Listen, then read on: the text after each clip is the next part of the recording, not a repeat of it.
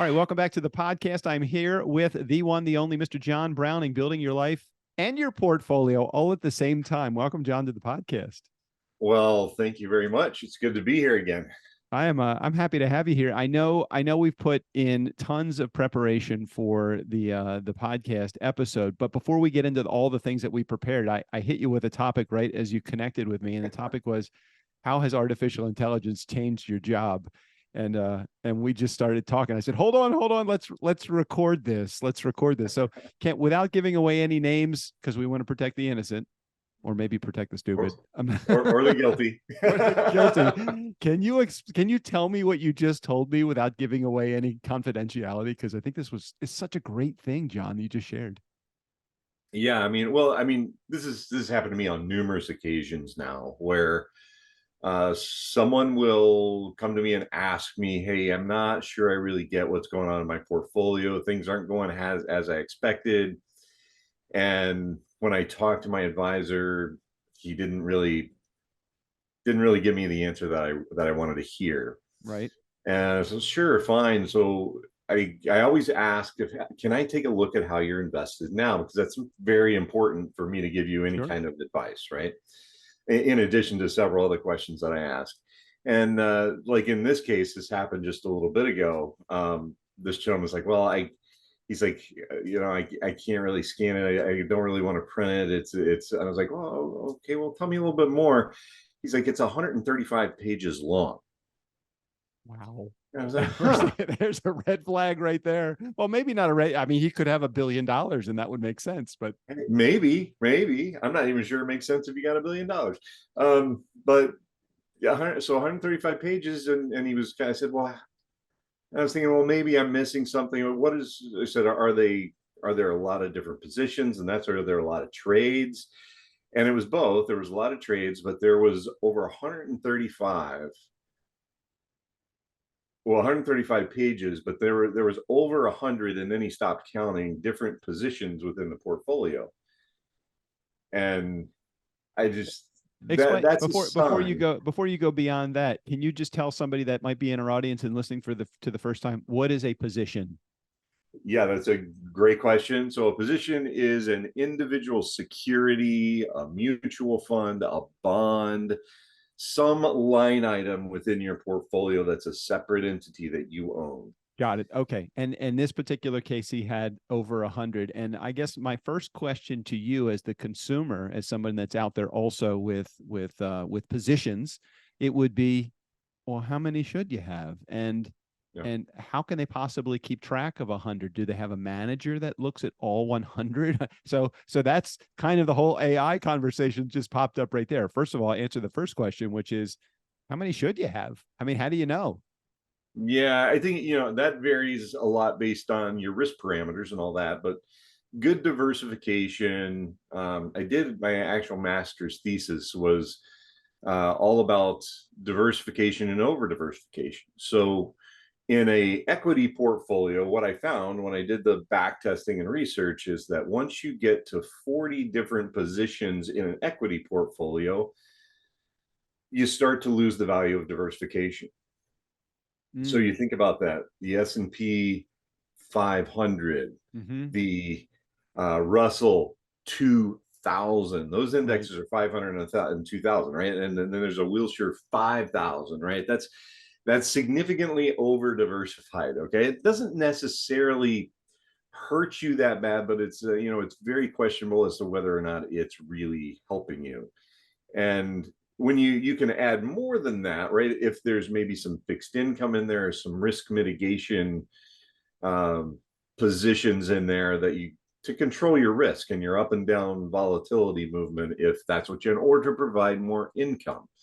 So there's an argument for maybe 60, possibly up to 70, but probably not. I mean, 50, 60 is, you should be able to create something customized for that situation with 40, 50 securities. Well, there was some gold in what you just shared, not gold as in the precious metal, but there was some gold as a nugget of information that you just provided. And I never really thought of this. And I'm sure I'm going to put myself in the average consumer perspective, position. and that is that over diversification is as bad. Is it as bad as not being diversified enough? Great question, right? And no, I don't think it is. I think over diversification is better than under Okay. diversification. Okay. Got it. Because if you're under diversified, I mean, you could potentially lose your whole portfolio. Yeah. I don't care Yeah. how sold out, go get them for Jesus, you believe you're right. You may not be. And there are things outside of all of our control that happen at companies, in Understood. countries, everything.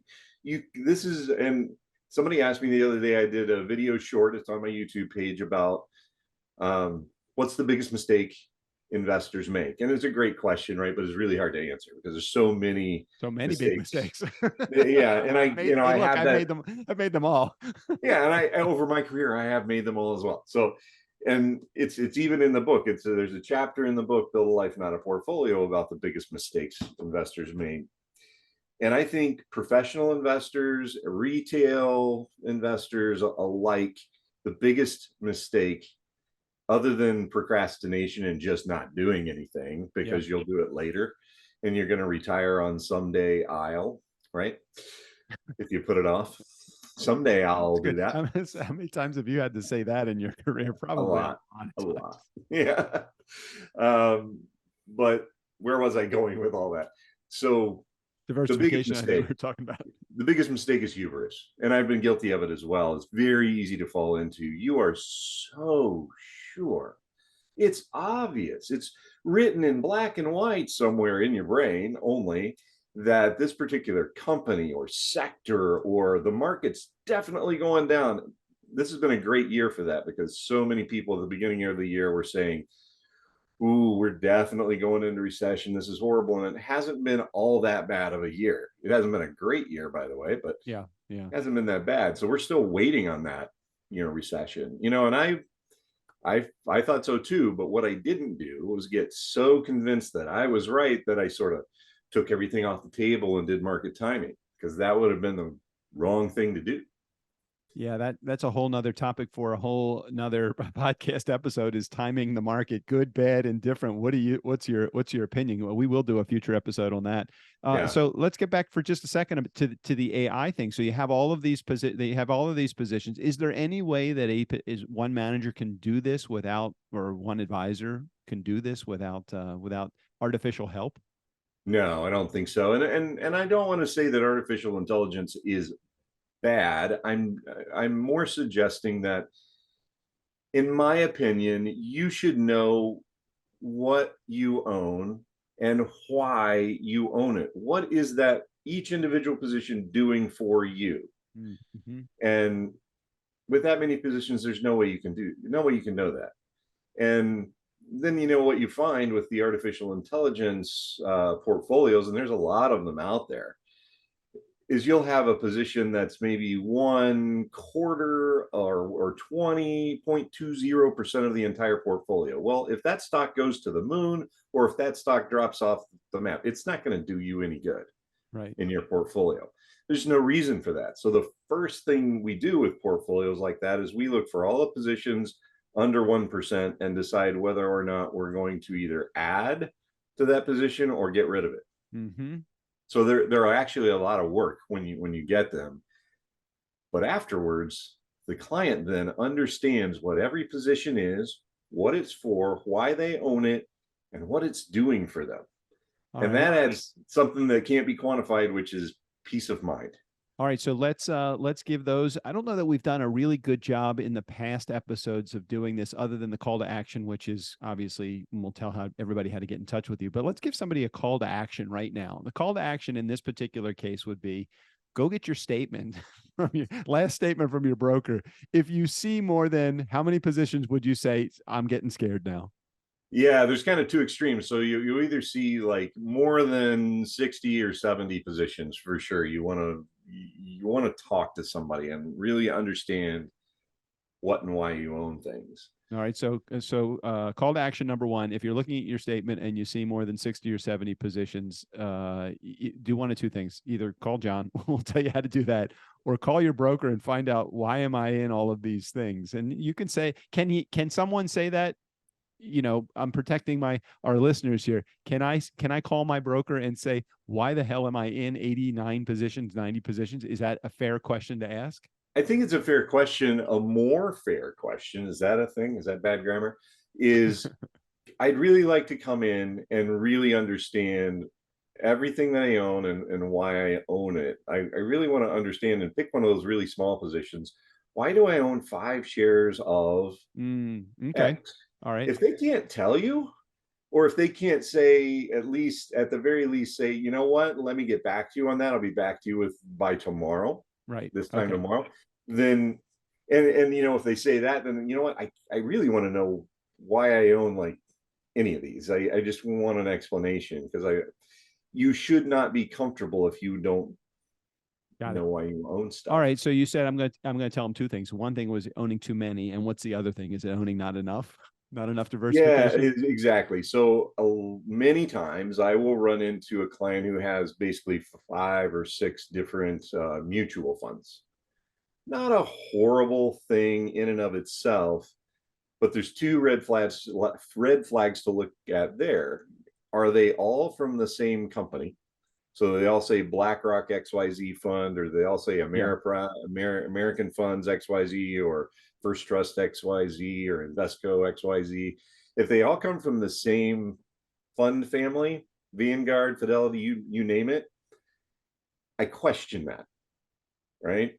Because what it says to me is it's possible, I'm just saying it's possible, that maybe the folks running your portfolio are being paid from marketing, getting their marketing expenses paid for, whatever, by that mutual fund company. And unfortunately, I know this for a fact, right? Because I used to do it.